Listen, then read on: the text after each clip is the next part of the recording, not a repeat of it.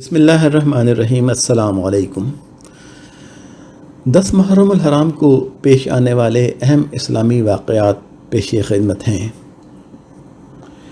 حضرت آدم علیہ السلام کی توبہ کی مقبولیت 10 محرم الحرام کو ہوئی۔ فرعون سے حضرت موسیٰ علیہ السلام اور ان کی امت کی نجات اسی دن ہوئی۔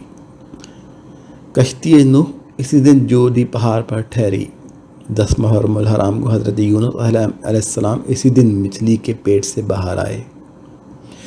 حضرت یوسف علیہ السلام کا کنویں سے نکلنا، حضرت عیسیٰ علیہ السلام کی ولادت اور آسمانوں کا اٹھایا جانا اسی دن ہوا۔ حضرت داؤد علیہ السلام کی توبہ اسی دن قبول ہوئی۔ حضرت ابراہیم علیہ السلام کی ولادت 10 محرم الحرام کو ہی بیان ہوئی ہے۔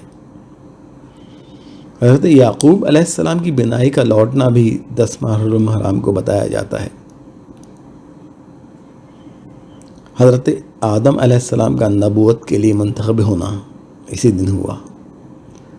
حضرت ادریس علیہ السلام کا آسمانوں سے کی طرف اٹھایا جانا، حق تعالیٰ کا حضرت ابراہیم علیہ السلام کو خلیل بنانا،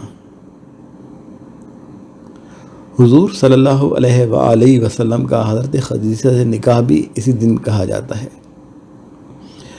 اسی دن قیامت قائم ہوگی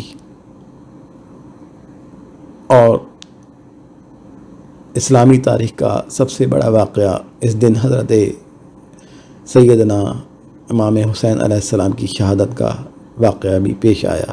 اللہم صلی علی محمد و آل محمد وعجل فرجہم ولعن اعدائہم۔